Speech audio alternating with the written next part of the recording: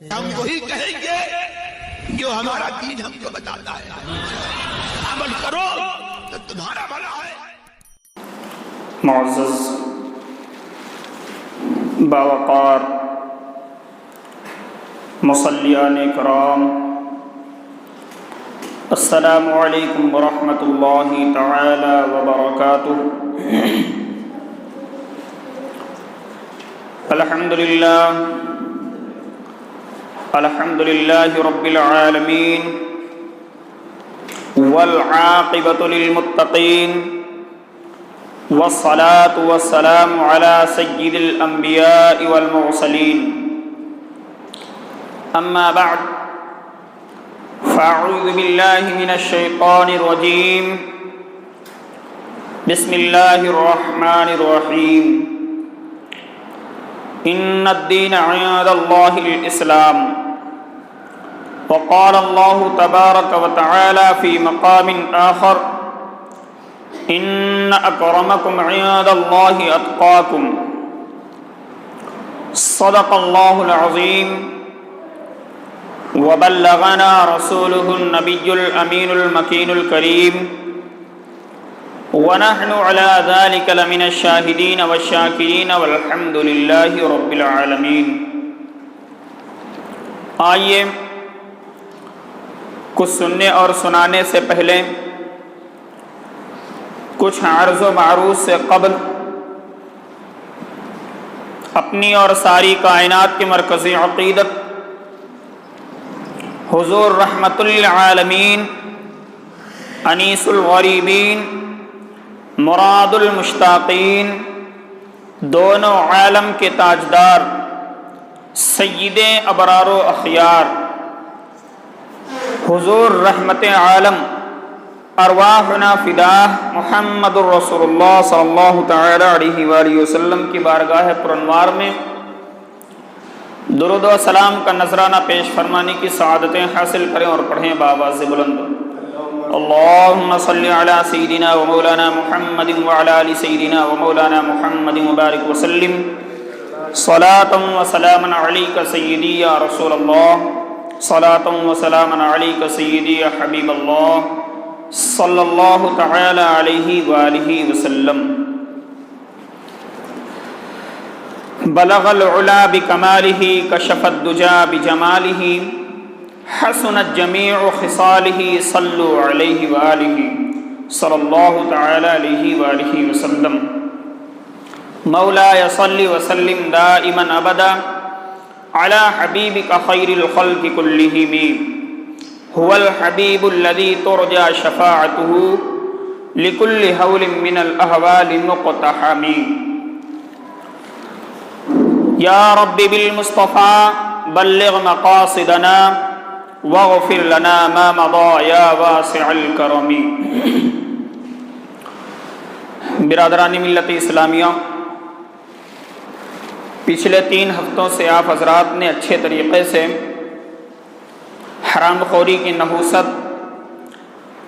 اور میری طرف سے چند معروضات آپ نے سماعت فرمائے۔ امید ہے کہ اللہ رب العزت نے لوگوں کے دلوں میں نرمی پیدا کی ہوگی، اور آج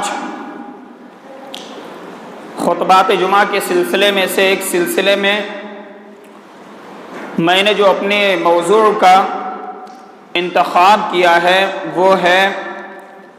ہر زمانے کو نظام اطاعت مصطفیٰ کی ضرورت کیوں؟ اطاعت مصطفیٰ ہے کیا؟ اسلام کا اصلی معنی کیا ہے اور اسلام کا فرعی معنی کیا ہے؟ ہمیں انہی چند چیزوں پر گفتگو کرنی ہے۔ امید ہے کہ آپ حضرات ہماری باتوں کو سنیں گے اور دل میں جگہ دینے کی کوشش کریں گے۔ پروردگار عالم کی بارگاہ میں دعا ہے کہ ہمیں حق بولنے اور آپ حضرات کو حق سننے سمجھنے کی توفیق عطا فرمائے۔ برادران ملت اسلامیہ، دنیا کے معروف اور جانے پہچانے کے تمام مذاہب کا جائزہ لیا جائے تو یہ بات روز روشن کی طرح ظاہر اور باہر ہو جائے گی کہ تمام مذاہب میں سب سے کم سن اور نوعمر مذہب اسلام ہے۔ تمام مذاہب میں سب سے نیا اور نوعمر جو مذہب ہے وہ مذہب اسلام ہے۔ لیکن یہ بھی حقیقت ہے کہ اسلام نے جس قدر دنیا کے اندر ترقی کی اور اپنے ماننے والوں کا جمگھٹا تیار کیا، اسلام کو جو قبول عام ملا وہ کسی دوسرے دھرم و مذہب کو نہیں ملا۔ دنیا کے تمام مذاہب جو اپنے تمام تر دعوی قدامت کے باوجود بھی اسلام کی گرد راہ کو بھی نہ پا سکے، یہ صحیح ہے کہ اسلام نے اپنے وجود کو قائم رکھنے اور دلوں میں انقلاب کا اجالا پیدا کرنے کے لیے جس قدر کوشش کی، جس قدر جد و جہد کی، اس کی مخالفت میں اس سے بھی زیادہ جد و جہد کی گئی۔ اسلام کو جن شر و فساد اور مصائب و آلام سے دوچار ہونا پڑا، اگر یہی مصائب و آلام، یہی تمام شر و فساد دوسرے مذہب کو جھیلنا پڑتا تو پھر آج وہ دنیا کے اندر نام لینے کے لیے بھی جو ہے جانے نہیں جاتے، پہچانے نہیں جاتے۔ لیکن اسلام تمام شر و فساد کو جھیلتے ہوئے، تمام مصائب و آلام کو جھیلتے ہوئے اپنی دیواروں کو اپنے ماننے والوں کی دلوں پر اس طرح حکومت کی ہے کہ 1400 سال گزر گئے ہیں لیکن اس کے ماننے والوں میں کوئی کمی نہیں آ رہی ہے۔ آپ تاریخ کا مطالعہ کریں، ہسٹری کا جائزہ لیں اور انصاف کے توازن پر قائم ہو کر کے، انصاف پسندانہ عقل کو لے کر کے بیٹھیں اور اس کے بعد میں اسلام اور دوسرے دھرم و مذہب سے مقابلہ کریں تو آپ کو معلوم ہوگا کہ جتنا زیادہ اسلام پر ظلم و تشدد ہوا ہے کسی دوسرے دھرم و مذہب کے ساتھ نہیں ہوا ہے۔ جس قدر اسلام کو مٹانے کی ناپاک جسارتیں کی گئی ہیں کسی دوسرے کے ساتھ اتنا زیادہ ظلم و بربریت کا گھناؤنا کھیل نہیں کھیلا گیا ہے۔ آپ اگر حقیقت کی کھائی میں اتریں گے تو آپ کو اندازہ ہوگا کہ جنگ خیبر سے لے کر خندق تک، وادی احد سے لے کر خیبر تک طاقت و قوت کا ہر مظاہرہ اور جو رستموں اور دنیا کے ترم خواہوں کی ظلم و بربریت کا نشانہ کوئی بنا ہے وہ صرف اور اسلام بنا ہے۔ اسلام کے سوا کسی نے اتنی زیادہ ظلم و بربریت کو برداشت نہیں کیا ہے۔ یہیں پر انسانی ذہن کے پردے پر ایک سوال ابھرتا ہے، وہ سوال یہ ہے کہ اسلام اتنے رکاوٹوں اور حالات کے ناموافقت کے باوجود بھی، اسلام اتنے چیلنجز کا سامنا کرنے کے باوجود بھی، اتنی گھٹا ٹوک تاریکی کے اندر رہتے ہوئے بھی انسانیت کے دلوں میں کیسے گھر کرتا چلا گیا، انسانوں کو اپنا جیودہ کیسے بناتا چلا گیا۔ آخر وہ کون سی ایسی چیز تھی، آخر وہ کون سا ایسا فارمولا تھا جسے اسلام نے اپنایا اور دنیا کو اپنا گرویدہ بناتا چلا گیا؟ تو جواب یہ ملے گا کہ اسلام نے جس ضابطے کو دنیا کے سامنے پیش کیا تھا وہ انسانیت سے اتنا زیادہ قریب تھا، اتنا زیادہ قریب تھا کہ عرب کے ریزداروں سے یہ آواز بلند ہوئی تھی، فاران کی چوٹی سے یہ آواز آئی تھی کہ دنیا میں کوئی جو ہے کسی پر فضیلت نہیں رکھتا ہے، کوئی کسی پر جو ہے فوقیت نہیں حاصل ہے، خواہ وہ عربی ہو یا عجمی ہو، کوئی گورا ہو یا کوئی کالا ہو، کسی کو بھی کسی پر فضیلت نہیں حاصل ہے۔ اگر فضیلت کسی کو کسی پر حاصل ہے تو صرف اس وجہ سے حاصل ہے ان اکرمکم عند اللہ اتقاکم، تم میں سب سے زیادہ متقی، پرہیزگار، باوقار، مقبول بندہ وہ ہے جس کے پاس تقوی جیسی نعمت عظمیٰ ہے، جس کے پاس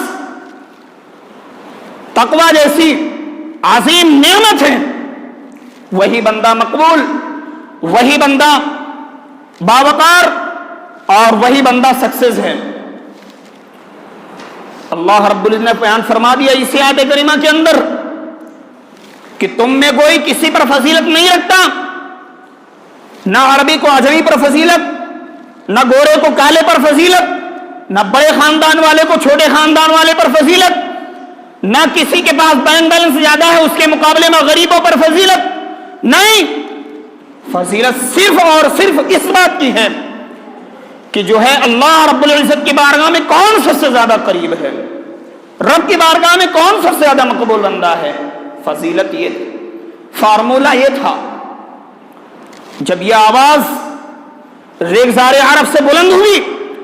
فاران کی چوٹی سے اٹھی، تو ظلم و بربریت سے تنگ آئے ہوئے انسانوں نے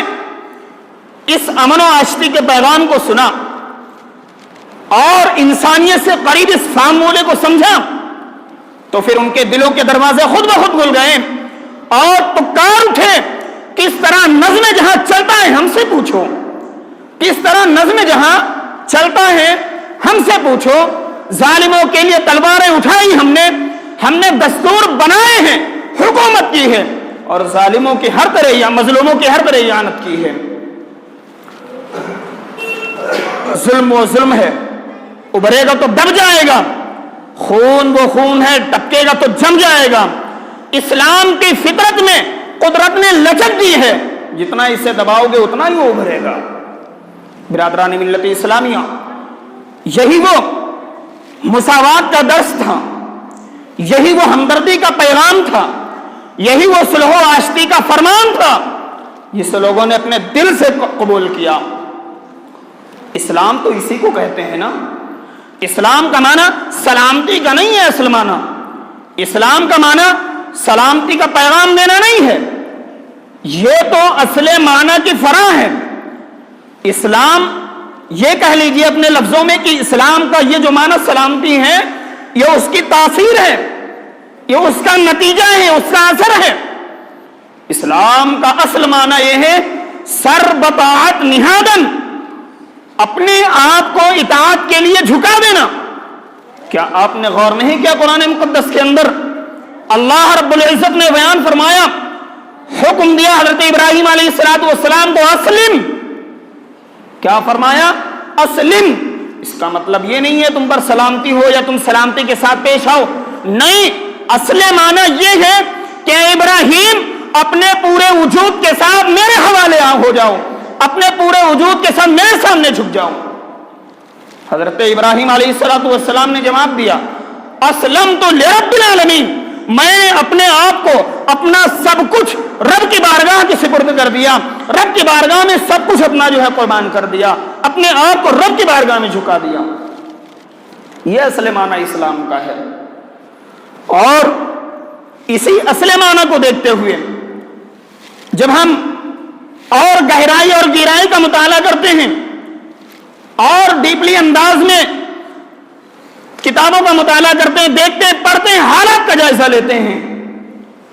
تو سب سے پہلے جو ہمیں سمجھ میں بات آتی ہے وہ یہ،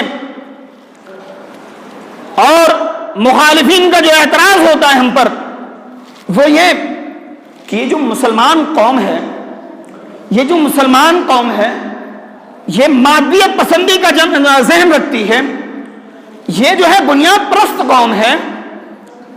آخر ہمیں بنیاد پرست کیوں کہا جا رہا ہے؟ میں ایسے معاشرے سے پوچھنا چاہتا ہوں، اور جو لوگ ہمیں یہ کہتے ہیں بنیاد پرست لوگ ہو تم، جو ہمیں یہ کہتے ہیں کہ حالات کے عکاسی کے ساتھ جینا سیکھو، حالات کے مطابق زندگی گزارنا سیکھو، جس طریقے سے فرنٹ پر معاملے آ رہے ہیں، سامنے حالات پیدا ہو رہے ہیں، انہی کے مطابق اپنے آپ کو ڈھالنے کی کوشش کرو۔ میں پوچھنا یہ چاہتا ہوں،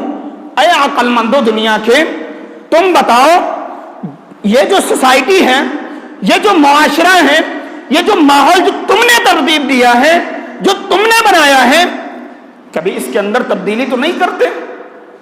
کبھی اس کے اندر چینجنگ تو نہیں لاتے؟ تو ضرور کہیں گے نہیں، ایسا نہیں ہے، بلکہ ہمارا معاملہ تو یہ ہے کہ آج ہم نے قانون بنایا اور اگلے دن توڑ دیا، آج ہم نے قانون بنایا تیسرے دن توڑ دیا۔ ہمارے ہاں آج اسمبلی کے اندر ایک قانون پاس ہوا، قوموں نے اپنے ٹھوکروں سے اڑا کر راکھ کر دیا۔ ہم نے جو ہے قوموں کے آگے اپنے آپ کو جھکا دیا، تو ہمیں کہنا پڑے گا اور بوانگِ دول اعلان کرنا پڑے گا کہ جس اسمبلی کے اندر تم چلانے والے عقل مندوں اسمبلی کو چلا رہے ہو، عدلیہ کو چلا رہے ہو، سپریم کورٹ کو چلا رہے ہو، ہائی کورٹ کو چلا رہے ہو، ملکوں کو تیار کر رہے ہو، ملکوں کے نظام بنا رہے ہو، آخر یہ تم عقل مندی کی بنیاد پر ہی تو چلا رہے ہو؟ یہ دنیا پر حکومت کرنے کی جو کوشش کر رہے ہو یہ عقل کی بنیاد پر ہی تو کر رہے ہو۔ آخر تمہاری عقل کیا اس بات کی اجازت دیتی ہے، یا تمہاری عقل کیا اتنی پاورفل ہے کہ جس تم حکم کو نافذ کرو قوم جو ہے بصر و چشم قبول کرے؟ نہیں، جواب یہی ملتا ہے کہ ہم نے جس قانون کو آج کے 10 سال پہلے بنایا تھا وہ قانون آج ٹوٹ گیا۔ ہم نے جس قانون کو 20 سال پہلے پاس کیا تھا اسمبلی کے اندر بیٹھ کر کے، آج اس قانون کی پاسداری نہیں کی جا رہی ہے، تو پھر ماننا پڑے گا کہ جب تم نے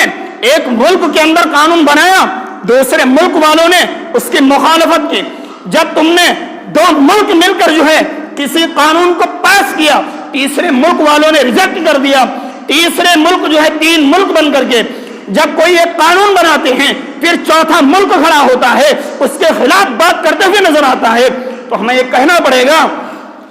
کہ اللہ رب العزت نے ہمیں یہ پیغام دیا تھا وَاعْتَصِمُوا بِحَبْلِ اللَّهِ، اللہ کی رسی کو مضبوطی کے ساتھ تھام لو۔ جب ہم نے اللہ کی رسی کو مضبوطی کے ساتھ تھام رکھا ہے اور جب تم پر دیکھتے ہیں، تمہارے حالات کو دیکھتے ہیں، تمہارے معاملات کو دیکھتے ہیں، تمہارے قانون کو دیکھتے ہیں، تو پھر اس کے اندر جو ہے اتحاد نظر نہیں آتا ہے۔ لیکن ہمارا معاملہ یہ ہے کہ جب فاران کی چوٹی سے ایک آواز بلند ہوتی ہے قولوا لا الہ الا اللہ تفلحوا، تو پھر وہ ریگزار عرب کی آواز جو ہے ساری دنیا کے لوگوں کے اندر سنائی دیتی ہے اور ساری دنیا کے لوگ جو ہے لبیک کہتے ہوئے دامن اسلام کو مضبوطی تھامتے ہوئے نظر آتے ہیں۔ آپ بتائیں کیا ہم بنیاد پرست قوم ہوئے؟ نہیں، بلکہ اسلامی قانون یہ ہر زمانے کے لیے ضروری ہے۔ اسلامی قانون ایسا ہے جو دائمی قانون ہے، ہر زمانے کے لوگوں کی رہنمائی کرتا ہوا نظر آتا ہے، ہر زمانے کے لوگوں کی دلوں پر راج کرتا ہوا نظر آتا ہے۔ تمہارا قانون، کس قانون کی بات کرتے ہو؟ کچھ دنوں پہلے، کچھ سالوں پہلے کہہ لیجئے، امریکن نے، ڈاکٹرز نے امریکہ کے گورنمنٹ کو یہ رائے دی اور کہا کہ شراب پر پابندی لگائی جائے۔ ابھی دیکھنا اسلام کی اطاعت، نظام مصطفیٰ کی اتباع و اطاعت کا مقصد کہاں نکلتا ہے، اس کا فائدہ کیا ہوتا ہے؟ دیکھیں، امریکن ڈاکٹرز نے جب حکومت کو یہ مشورہ دیا اور کہا شراب پر پابندی لگائی جائے، کیونکہ شراب ایک ایسی چیز ہے، شراب ایک ایسی شے ہے، ایک ایسی لیکوڈ چیز ہے، بندہ جب پیتا ہے تو اس کی عقل کے اندر تھکاوٹ آ جاتی ہے، سوچنے سمجھنے کا ادراک کم ہو جاتا ہے، طاقت کم ہو جاتی ہے، بدن کے اندر جو ہے ڈھیلا پن پیدا ہوتا ہے، عقل معاف ہو جاتی ہے، اور جو ہے صحیح طریقے سے وہ بات کرتا ہوا نظر نہیں آتا ہے، اس کے جو ہے پھیپھڑے خراب ہونے لگتے ہیں، دل جو ہے یہ صحیح طریقے سے کام نہیں کرتا ہے۔ اور اگر ہم نے ان شراب پر پابندی نہیں لگائی، بارس کو بند نہیں کیا، تو یہ سمجھ لیں کہ ہم اپنی قوم کے اوپر سے کنٹرول ہو بیٹھیں گے، اپنی قوم کی ترقی کے اندر سے جو ہمیں کام لینا چاہیے ترقی کے معاملے میں وہ ہم نہیں لے سکیں گے۔ جب یہ قانون اور یہ مشورے کی بات کی گئی تو فوراً حکومت نے سارے کے سارے بارس کے لائسنس کو کینسل کر دیا اور شراب پر پابندی لگا دی۔ ابھی 1 دن نہیں گزرا تھا، 2 دن نہیں گزرے تھے، روڈوں پر جو ہے آوارہ گردی کرنے والے بدمست یہ گرتے پڑتے ہوئے نظر آنے لگے۔ پہلے دن پولیس نے اٹھا کر جیل کے اندر بند کیا، اگلے دن اس سے زیادہ، اور پھر بند کر دیا، تیسرے دن اس سے زیادہ،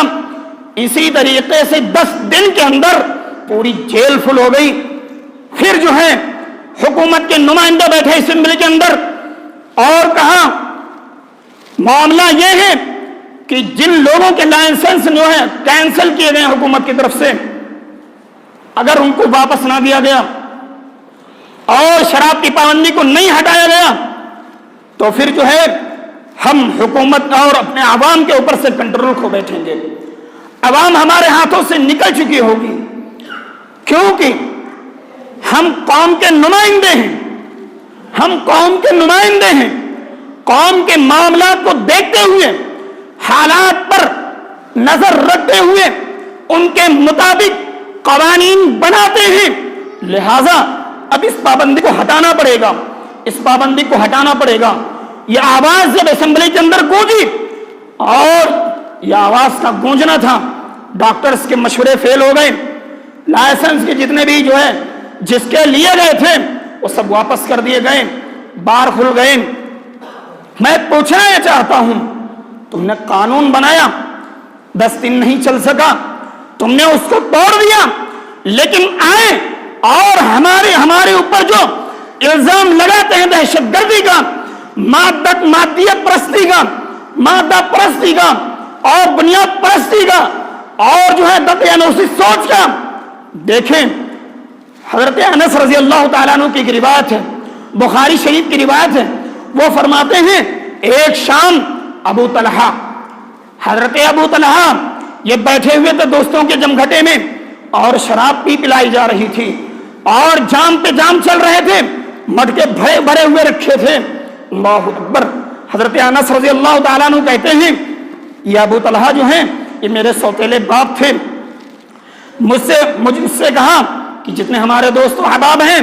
خوشی کے عالم میں ان کے سامنے جام و مینا پیش کیا جائے، ان کو شراب پر شراب پلائی جائے، آج خوشی کا موقع ہے. دیکھیں شروع میں جو ہے اسلام نے شراب پر پابندی نہیں لگائی، بلکہ آہستہ آہستہ اسلام نے شراب پر پابندی لگائی. اور جو ہے اسلام نے جب ایک یک بارگی اعلان کیا اور کہا کہ سنو الا قد ان اللہ ورسولہ حرم الخمر، کہ اللہ اور اس کے رسول نے شراب کو حرام قرار دے دیا ہے. حضرت انس کہتے ہیں میرے والد جو سوتیلے والد تھے انہوں نے کہا انس جا کر کے دیکھو باہر کوئی منادی اعلان کر رہا ہے، باہر جا کر دیکھو کوئی کیا کہہ رہا ہے، کہیں ایسا نہ ہو نبی رحمت کی طرف سے کوئی اعلان ہو رہا ہو. حضرت انس رضی اللہ تعالیٰ عنہ باہر نکلتے ہیں اور نکلنے کے بعد منادی کے سامنے جاتے ہیں. منادی کی آواز کان میں ٹکراتی ہے کہ سنو سنو لوگوں، اللہ رب العزت اور اس کے رسول نے شراب کو حرام قرار دے دیا ہے. اب دیکھیں حضرت انس دوڑتے ہوئے ابو طلحہ کے پاس آتے ہیں اور کہتے ہیں ابو جان یہ جو ہے نبی رحمت اور رب العزت کی طرف سے اعلان ہوا ہے کہ شراب پر مکمل طریقے سے پابندی لگا دی گئی ہے، حرام قرار دے دیا گیا ہے. حضرت ابو طلحہ اور وہ صحابہ کو دیکھیں، جب پیدا ہوتے تھے تو ان کی گھٹی میں شہد نہیں جاتا تھا، ماں کا دودھ نہیں جاتا تھا، بلکہ شراب کے قطرے ٹپکائے جاتے تھے. حضرت ابو طلحہ یہ جو ہے پیمانوں پر پیمانے تقسیم کروا رہے ہیں، جام پر جام چل رہا ہے، شراب کی پارٹی چل رہی ہے، ادھر اعلان ہوتا ہے. آپ بتائیں جب بندے کے اندر جو ہے عادت کسی چیز کی پڑ جاتی ہے، کسی چیز کی لت پڑ جاتی ہے، اس کا چھوڑنا اتنا ہی مشکل ہوا کرتا ہے. لیکن اطاعت دیکھیں، نظام مصطفیٰ کی اطاعت دیکھیں، اللہ رب العزت کی اطاعت دیکھیں، حکم کی اطاعت دیکھیں. ادھر اعلان ہوتا ہے کہ اللہ نے شراب کو حرام قرار دے دیا ہے، اس کے رسول نے شراب کو حرام قرار دے دیا ہے. حضرت ابو طلحہ جن سے اٹھا نہیں جاتا تھا انہوں نے اپنی چھڑی تھامی ہے اور کھڑے ہوئے ہیں، جو مٹکے بھرے ہوئے رکھے تھے ان کو اپنی چھڑی سے اتنی زور سے مارا ہے، اتنی زور سے مارا ہے کہ شراب بہہ پڑی ہے. اور جو ہے مدینہ کی گلیوں میں جن لوگوں کے گھروں میں یہ شراب بھری ہوئی رکھی تھی سارے لوگوں نے اپنے مٹکے اٹھا کر کے روڈوں پر توڑنا شروع کیے ہیں. بتایا یہ جاتا ہے، حدیثوں کے اندر یہ آتا ہے کہ وہ اس دن عالم یہ تھا کہ شراب کے محبین نے، جام کے پینے والوں نے اس طریقے سے شراب کو روڈوں پر بہایا تھا، ایسا محسوس ہو رہا تھا کہ شراب کی ندی بہہ گئی ہو۔ آپ بتائیں کہ اطاعت مصطفیٰ یہ ہوتا ہے یا پھر جو ہے قوم کی نمائندگی اطاعت ہوتی ہے؟ قوم کی نمائندگی اصل اطاعت نہیں ہے، اصل اطاعت نظام مصطفیٰ کی اطاعت ہے۔ آخر اللہ رب العزت نے یہ قانون بنایا، اس کے رسول نے اپنے نمائندوں کو یا خود رسول پاک نے کوئی بھی اسمبلی تیار نہیں کروائی، کوئی مجلس کا انعقاد نہیں کیا، مسجد نبوی کے اندر جلسہ منعقد نہیں کیا، بلکہ ایک منادی کو بھیج کر کے صرف گلی میں اعلان کروا دیا، سنو اللہ اور اس کے رسول نے شراب کو حرام قرار دے دیا ہے۔ جن کی گھٹی میں شراب پلائی جائے وہ کیسے چھوڑ سکتے ہیں شراب کو؟ لیکن انہوں نے اپنے آپ کو اللہ اور اس کے رسول کے حوالے کر دیا تھا، حقیقی اسلام میں داخل ہو گئے تھے، اپنا سب کچھ اللہ اور اس کے رسول کے لیے قربان کر دیا تھا۔ تو پھر جو ہے جب اعلان ادھر سے ہوا تو انہوں نے کہا کہ جو اعلان ہوا ہے یہ ہمارے فائدے کے لیے ہوا ہے، یہ جو اعلان ہوا ہے یہ ہماری ہی بھلائی کے لیے ہوا ہے، یہ جو اعلان ہوا ہے یہ اللہ اور اس کے رسول کا اعلان ہے، دنیا کے کسی حکمران کا اعلان نہیں ہے۔ بصر و چشم قبول کر لیا اور جو ہے اس کے اسی طریقے سے حرمت آج تک برقرار ہے، اور اسلام کے ماننے والے اس شراب کی نحوست کو آج تک بھی اپنے دل میں زندہ کر کے رکھے بیٹھے ہیں۔ یہ اطاعت ہوتی ہے۔ اللہ رب العزت نے فرمایا اسلم، اے ابراہیم اپنے آپ کو میرے حوالے کر دو، میرے سامنے جھکا دو۔ ابراہیم علیہ السلام نے کہا اسلمت لرب العالمین، میں نے اپنے آپ کو رب کی بارگاہ کے سپرد کر دیا۔ اب جب ادھر سے فیصلہ ہوگا، میری اچھائی کا فیصلہ ہو،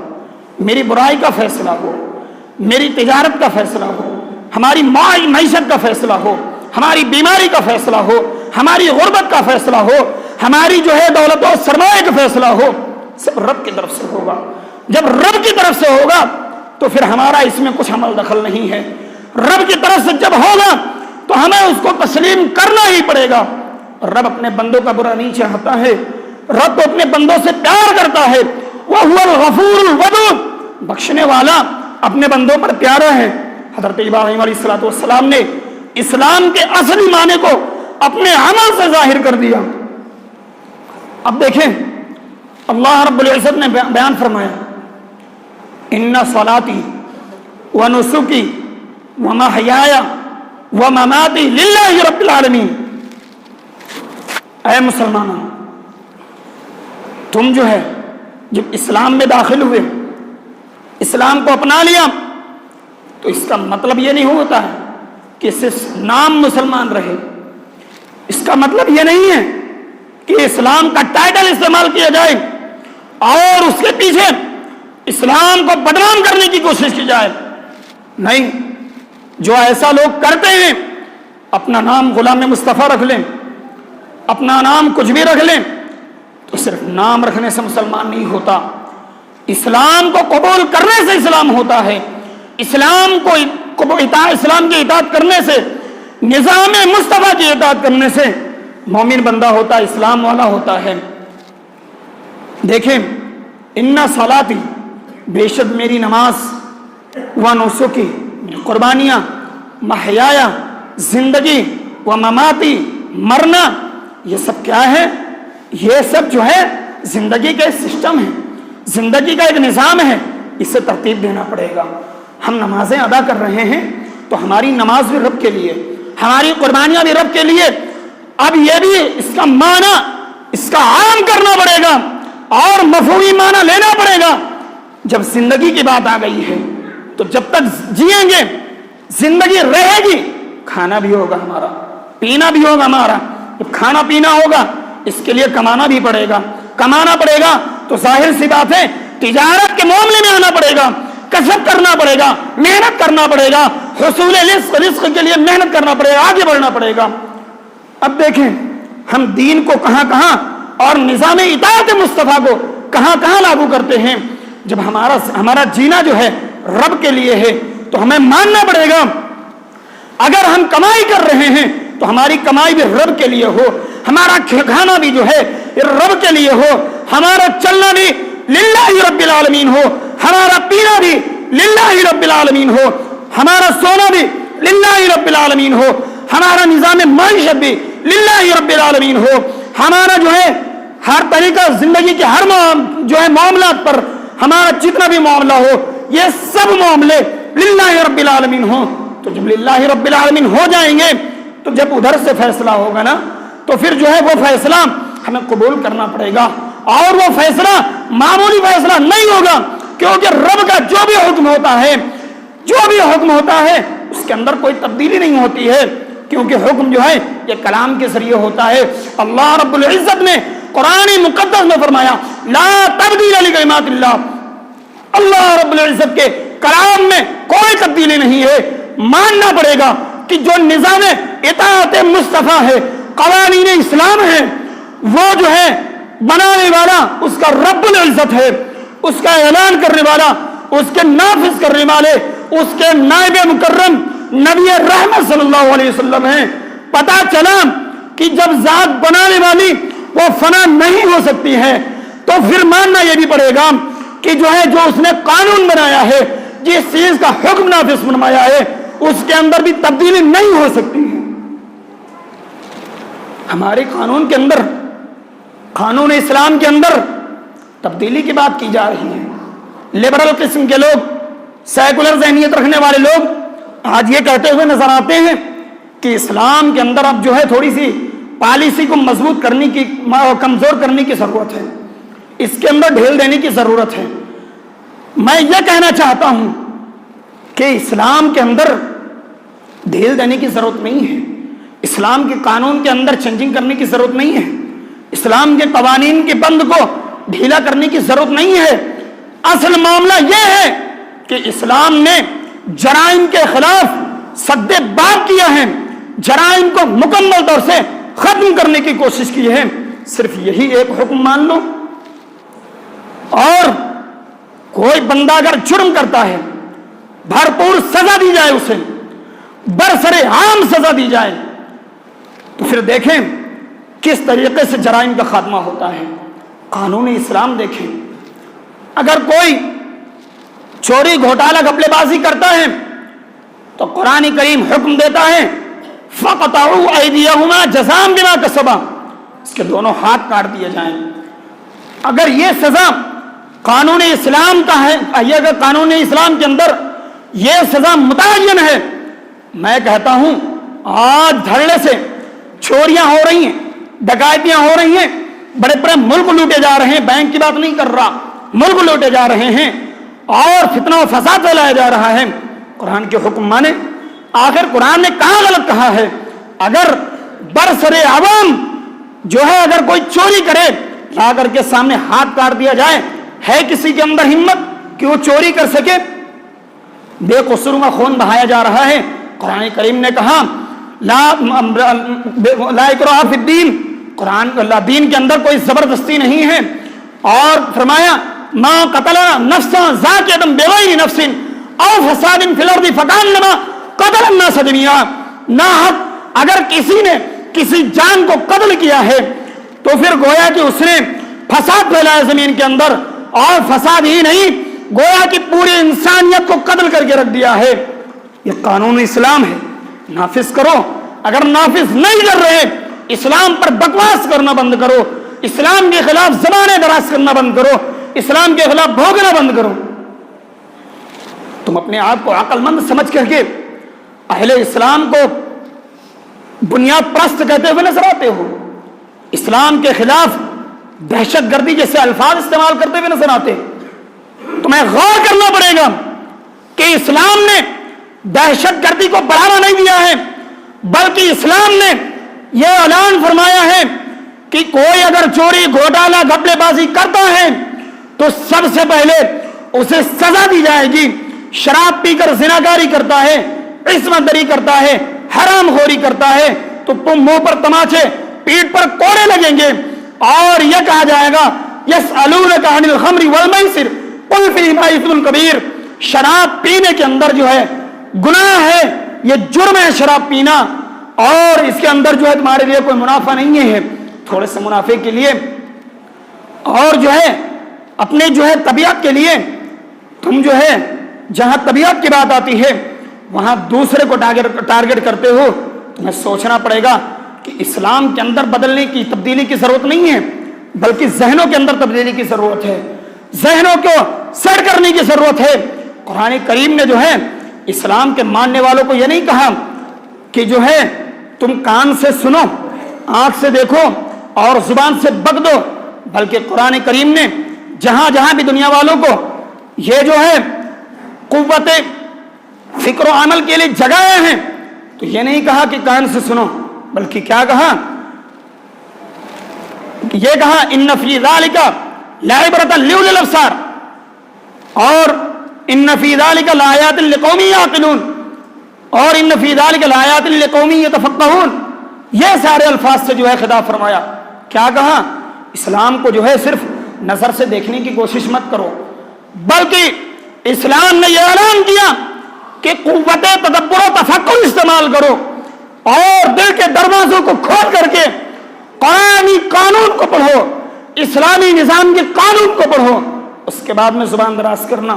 اس کے بعد میں بکواس کرنا۔ سنو، جو کوئی مفلسی کے خوف سے بچوں کا مرڈر کرتا ہے، مفلسی کے خوف سے رحم مادر ہی بچوں کا مرڈر کرتا ہے، قرآن کریم نے فرمایا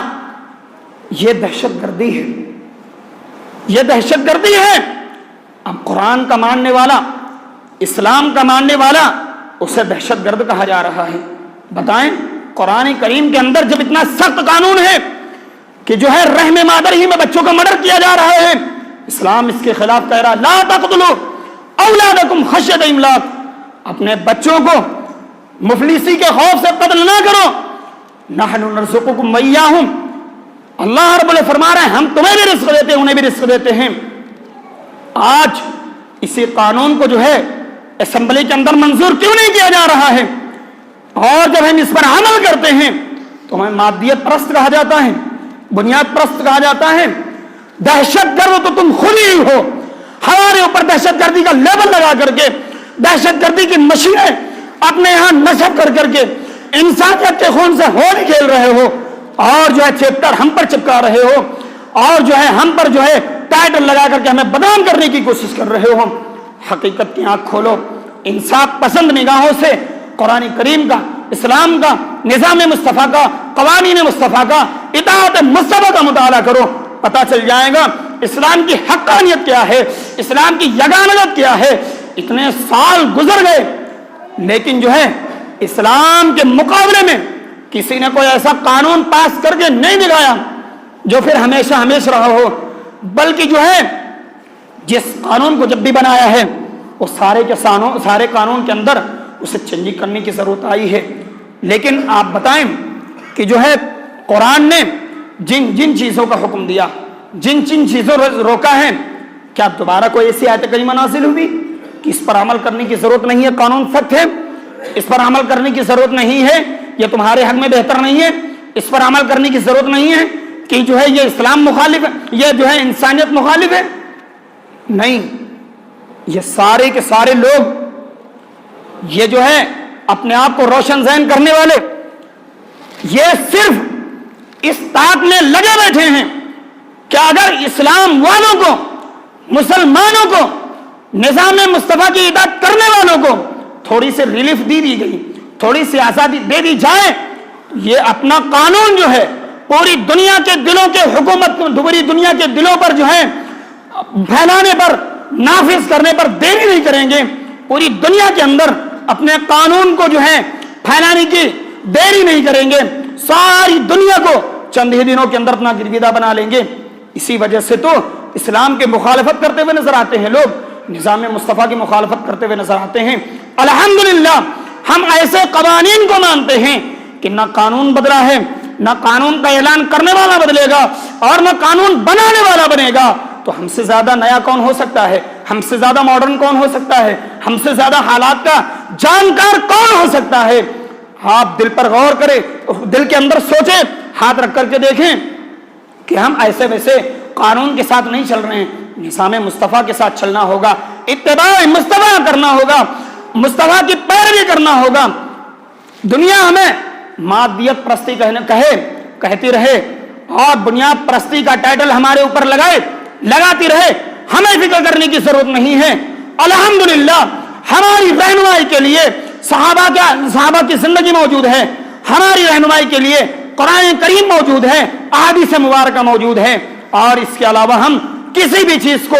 دنیا کا کوئی کتنا بھی کامیاب انسان ہو جائے، ہمارے آقا و مولا حضور رحمت عالم صلی اللہ علیہ وسلم سے بہتر نہیں ہو سکتا۔ ہمارے آقا و مولا علیہ الصلوۃ والسلام کے قانون سے کوئی بہتر قانون پیش نہیں کر سکتا۔ لہذا نظام مصطفیٰ کی پیروی کرنا ہوگا اور اتباع مصطفیٰ کی پیچھے اتباع مصطفیٰ کو فالو کرنا ہوگا، مصطفیٰ کی پیروی کرنا ہوگا، حضور علیہ الصلوۃ والسلام کے تمام فرامین کو اپنانا ہوگا، تب جا کر کے ہماری وہ سرخروئی جو پہلے تھی وہ واپس آئے گی، اور ہمارا یہ قانون، ہمارا ہی دبدبہ اور ہماری ہی حکومت دنیا کے اندر ہوگی۔ پھر یہ جو ذرات ہیں یہ بھی ہماری اطاعت کریں گے، یہ نہریں جو ہیں یہ بھی ہماری اطاعت کریں گے، شجر و حجر بھی ہمیں سلام کریں گے، اور دنیا کی ہر قومیں ہمارے قدموں کے تلے ہوں گی، اور انشاءاللہ ہمارا ہی قانون ہوگا، ہمارا ہی نظام ہوگا اور ہمارا ہی سب کچھ ہوگا۔ بس شرط صرف یہ ہے، محبت کی محبت دین حق کی شرط اول ہے، محبت کی محبت محمد کی محبت دین حق کی شرط اول ہے، اور اسی میں محمد کی محبت دین حق کی شرط اول ہے۔ اور اس کے آگے والا جملہ ہے ڈاکٹر اقبال کا، اور اس دوسری جگہ ہمیں کرنی ہے شہنشاہ بطحا کی رضا جوئی، ہمیں کرنی ہے شہنشاہ بطحا کی رضا جوئی، وہ اپنے ہو گئے تو رحمت پروردگار اپنی، کائنات کے ہر ذرے میں پروردگار کی رحمت سمائی ہوئی ہے۔ غرض ہے کہ ہمیں اپنا منوانا ہوگا اپنے آپ کو، ہمیں اپنے آپ کو سمجھنا ہوگا۔ اللہ رب العزت کی بارگاہ میں دعا ہے کہ پروردگار عالم ہمیں صحیح طریقے سے حضور رحمت عالم صلی اللہ تعالیٰ علیہ وآلہ وسلم کی اطاعت کرنے کی توفیق عطا فرمائے، شریعت مطہرہ کو اپنانے کی توفیق عطا فرمائے۔ بولنے میں غلطی کی توبہ کرتا ہوں، استغفر اللہ ربی من کل ذنب واتوب الیہ، وآخر دعوانا الحمد للہ رب العالمین۔ السلام علیکم ورحمۃ اللہ تعالیٰ۔